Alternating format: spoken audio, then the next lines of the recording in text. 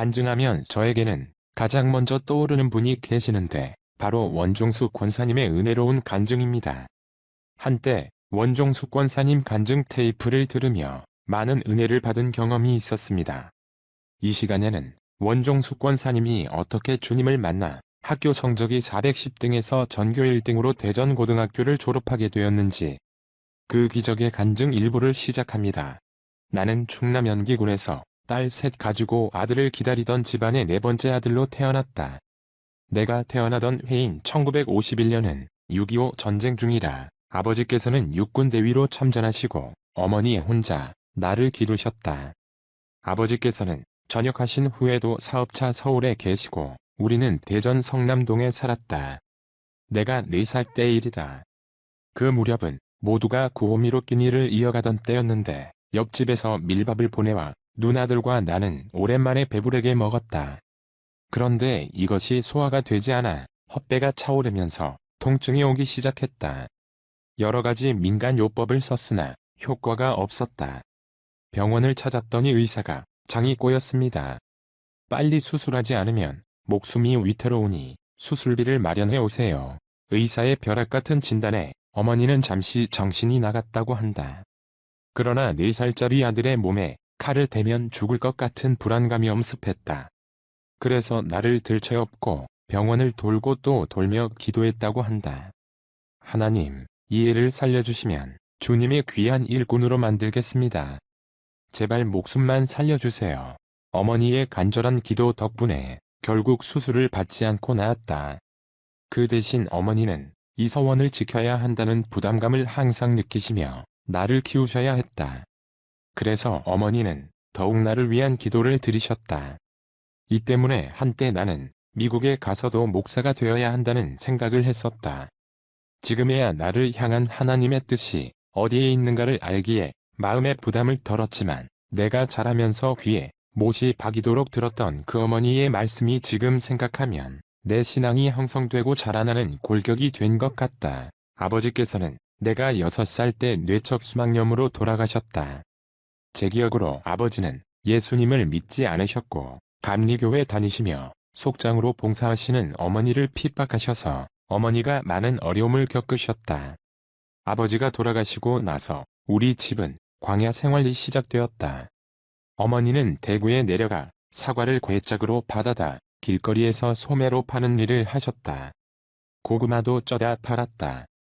어린 나이에 나는 엄마가 대구행 기차를 타러 가실 때면 엄마와 떨어지기 싫어서 울었던 기억이 난다.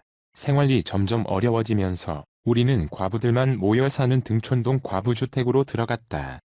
그때 전쟁 미망인들이 삭바느질하면서 살게 해주었다. 그런데 뒷동네 아이들이 과부주택에 사는 아이들을 무시했다. 그 애들이 잘못하고 우리는 아무 잘못이 없는데도 그 애들 아버지가 나타나면 무조건 우리들을 야단쳤다. 그런 게 참 억울했다. 애비 없는 후레 자식 소리를 들을 때 제일 마음 아팠다. 어머니는 저녁마다 우리들을 모아놓고 가정예배를 드리셨다. 어머니는 다른 건 인자하시고 사랑스러우신데 가정예배만큼은 엄하게 하셨다. 옷도 제일 좋은 것 입고 책상다리 하고 드리게 하셨다. 자세가 흐트러지면 내가 너희들에게 줄 것은 예수 그리스도의 이름밖에 없다. 이러시면서 회초리로 때리셨다. 어머니는 비가 오든 눈이 오든 1시간 먼 거리를 걸어 다니시면서 하루도 새벽 기도를 빠지지 않았다. 새벽 기도에 갔다 오시면 제일 먼저 아들인 나에게 손을 얹고 기도를 하셨는데 한겨울이라 바깥에서 돌아오시면 손이 차서 잠이 깨곤 했다. 내 힘으로 이 자녀 어떻게 키울까요? 하나님 아들 되게 해주세요. 어머니의 그 기도 소리가 아직도 내 귀를 치고 있다. 그때 절망적인 생각이 들었다. 내일 아침 먹을 것도 없고 이제 우리는 죽었다. 주님, 주일 학교는 열심히 나갔으니 천당 가게 해주세요. 천당 가면 배 안 고프겠지. 춥지 않고 따뜻하겠지. 다른 사람들이 멸시하지 않겠지. 그날 밤 윤전도사님이 지나가시다가 우리 집에 들르셨다. 우리 사정을 아시고 예배드리자 하시면서 예배를 드리고 나서는 하늘나라에 가려면 성령을 받아야 한다고 하셨다. 나는 주일 학교 잘 나가고 엄마 말씀 잘 들으면 천국 가는 줄 알았었다. 어떻게 하면 천국에 가나요? 방언을 해야 한다. 지금 생각하면 그 말이 맞지 않지만 그때는 그렇게 가르쳐주니 그런 줄 알고 천국 가기 위해 방언 받게 해달라고 기도했다. 그런데 전도사님이 안수하는데도 방언이 안 터졌다. 춥지 않고 배고프지 않으려면 천당에 가야 하는데 싶어 실망하자 전도사님이 내일 저녁 때 어느 곳에서 가정집회하니까 오라고 하셨다. 안타까운 마음에 오늘 얼어 죽으면 안 된다. 내일 방언을 받고 꼭 천당을 가야지 싶어 그 다음 날 그곳에 갔다. 추운데 옷도 제대로 못 입고 가서 예배를 드리고 났는데 내가 꼭 방언을 받아야 한다고 말하자 사람들이 둘러앉아서 기도를 해주었다. 그때 갑자기 혀가 돌아가고 눈물, 콧물이 나오기 시작하더니 마음엔 내가 알지 못하던 죄들이 다 회개가 되기 시작했다. 16살인데 뭔 죄가 그리 많았겠나. 그러나 어렸을 때부터의 지은 죄들이 모두 생각나면서 회개했다. 성령 체험한 후 모든 것이 새로워졌다. 기쁨과 평안이 임하였다. 아침에 내려오는데 나무들이 하얘하는 것 같고 개들이 멍멍 짖는 것도 잘 있었니 하고 인사하는 것 같고 새들도 안녕 하면서 노래하는 것 같았다. 나는 새로운 피조물이 되었다.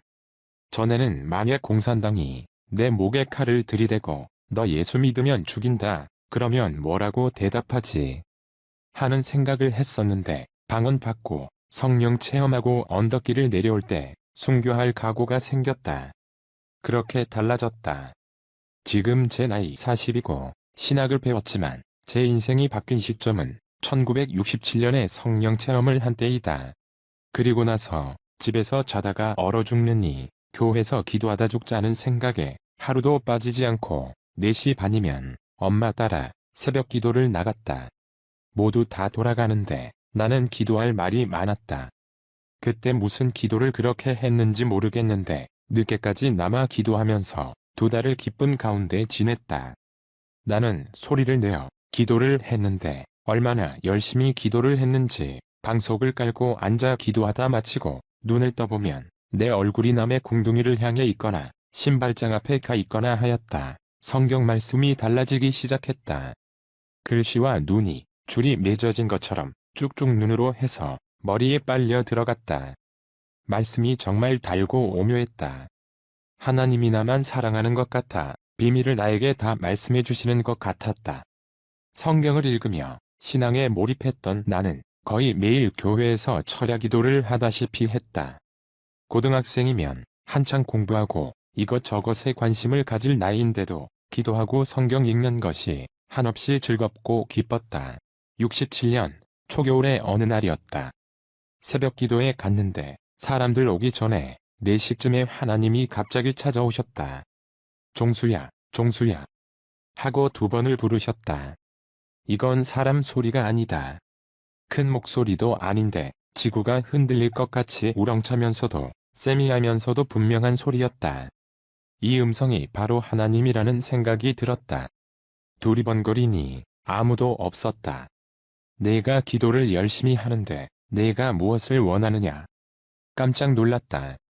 일생에 2번 물어보셨는데 그때가 처음이었다. 그 당시 가정 형편이 너무 어려워 배고프고 추우니까 돈 하려다가 주일학교 때 선생님에게 배운 솔로몬 이야기가 생각났다. 솔로몬은 지혜를 구했는데 부귀와 영화도 같이 받았다는 것이었다. 그래서 기왕에 구할 거면 지혜를 구하자. 그래서 돈이라는 소리가 목구멍까지 올라오는데 지혜를 원한다고 대답했다. 제게 지혜를 주세요. 하나님, 그렇지만 돈도 잊어버리지 마세요. 하고 분명히 말씀드렸다. 당시 나는 어린 마음에 하나님의 응답으로 무엇인가 신체적인 변화가 있으리라 기대했지만 전혀 그렇지 않았다. 그런데 얼마 후에 하나님께서 응답을 주셨다는 것을 깨달았다. 그로부터 며칠이 지나 새벽 기도 후에 엄마가 어떤 할아버지를 모시고 왔다. 대전역에서 이불로 가면 일제시대 헌병 초소가 있는데 거기서 지푸라기 깔아놓고 겨울을 나던 할아버지였다. 엄마가 새벽 기도 다녀오시면서 그분을 보고 불쌍한 마음이 들었지만 아무 소리 못하고 지나가시려고 하다가 그날 할아버지를 데려오셨다. 눈이 먼 할아버지라서 엄마가 앞에서 지팡이를 끌고 오시는 대로 저벅저벅 따라오셨다. 어머니가 원망스러웠다. 우리 이 처지에 어쩌자고 저런 할아버지를 데려오셨나. 그때 어머니 얼굴이 엄해졌다. 그런 때는 무조건 하라는 대로 해야지. 안 하면 종아리를 맞는다. 새벽기도 다녀와서 먹지도 못하고 허기진데 어머니가 할아버지 목욕시켜 드려라 하셨다. 아궁이도 없고 나무도 없어. 밖에 나가 나무를 주워다가 불을 지펴 대야에 물을 데워서 씻기려니 변 보시고 추운 데서 그냥 주무시니까 변과 소변과 때가 범벅이 되어 옷이 마치 갑옷 같았다. 도저히 손으로 만질 용기가 안 나서 나무떼기로 할아버지 옷을 하나하나 벗겨 제쳐놓고 어머니가 하라는 대로 깨끗이 씻어드렸다. 몸에도 때며 변이며 소변이 절어 있었다. 할아버지는 목욕을 몇 년 만에 하셨는지 추운데도 연신 시원하다고 하셨다. 목욕 후에 옷이 없어서 무슨 옷 입혀드릴까요? 공주에 있는 외삼촌이 입다가 넣어주신 거 그거 입혀드려요. 엄마, 난 어떡하고. 엄마가 돌아서면서 눈물이 핑 돌았다. 입혀드리라면 입혀드려. 엄마한테 대들 수도 없고 해서 내 옷을 입혀드렸다. 대청마루에 화로 앉혀드려. 하시기에 제 남은 걸 깡통에 담아 화로 만들어서 대청마루 가운데다 앉혀드리고 우리 온 식구가 덮고 자는 담요 하나를 덮어드렸다. 그때 우리가 먹을 게 떨어졌다. 나가서 할아버지 먹을 거 구해오라 하시기에 밭에 가서 무배추 시래기를 주워왔다. 시래기에 된장을 풀고 쌀이 없으니 보리를 넣고 푹 끓이면 개밥 비슷하게 된다. 그거를 운 좋으면 하루 두 끼 아니면 한 끼 먹는다. 끓이고 나니 할아버지 먼저 갖다 드려 하셨다. 할아버지는 맛있다, 시원하다 하시며 더 먹고 싶어 하는 눈치였다. 할아버지 배부를 때까지 드려라. 우리 먹을 건 점점 떨어져 마음이 불안한데 할아버지는 세 그릇이나 드셨다. 우리는 나머지 남은 한 그릇으로 겨우 허기를 채웠다. 그러면서 겨울 동안 모시고 지났다. 그런데 놀라운 일이 생겼다. 기도하는데 하나님이 갖다 주라고 한다면서 겨우내 쌀이나 미역, 김치를 갖다 주시는 분들이 생긴 것이다. 그리고 나서 그 할아버지를 까마득히 잊어버렸다. 그런데 지금으로부터 3년 전에 미시건대에 한국 유학생 집회가 있는데 자기들에게 와서 간증을 해달라는 것이었다. 나 같은 사람 간증할 거 뭐가 있나. 히브리서 11장을 본문으로 학생들에게 믿음으로 하나님의 놀라운 역사 바라보며 신앙 지키자는 말을 하려고 교회에 갔다. 교회 오른쪽 구석에 앉아서 예배보기 10분 전에 기도를 드렸다. 이 학생들에게 무슨 말을 전해야 할까요? 기도할 때 환등 슬라이드처럼 5장면이 착착 지나갔다. 첫 장면이 내가 그 할아버지의 몸을 씻어드리는 장면이었다. 나무떼기로 옷을 벗기는 장면이었다. 예수님이 마음 깊은 곳에 영어로 속삭이셨다. That was me. 그분이 나였다. 종수야, 내가 그날 얼마나 추웠는지 몰라. 그날 얼어 죽었을지도 몰라. 내가 얼마나 배가 고팠는지 모른다. 그 많은 사람들이 성경책을 끼고 지나가면서 나를 모르는 척 외면하고 지나갔지만 내 어머니가 나를 불렀다. 내가 배고플 때 내가 먹였지. 내가 추웠을 때 내가 한 벌 있던 내 옷을 입혀주었지. 내가 외로웠을 때 나를 가운데다 놓고 기도해 주었지. 내가 나를 먹였으니 내가 너의 먹는 걸 책임져 주마. 내가 나를 입혔으니 너의 입는 것을 책임져 주마. 나를 데려다 재웠지. 너의 의식주를 책임져 주마. 예수님 짐작 말씀해 주시지. 그럴 줄 알았더라면 나무떼기로 이렇게 안 했을 텐데요. 어떻게 그것까지 보여주세요. 솔직하게 그렇게 말씀드렸다. 할아버지는 그 이듬해 봄에 다른 곳으로 가셨는데 그렇게 할아버지를 모신 다음에 저에게 놀라운 일이 생겼던 것이다. 새벽 기도를 하고 나오는 길에 먹지도 못하고 부르짖어 기도하다 보니 피곤해서 교회 벤치에 누웠다. 뭐가 딱 닿아서 보니까 로마서 쪽복음이었다. 그런데 그 말씀이 보고 싶어서 집어들었는데 말씀이 눈에 빨려 들어오기 시작했다.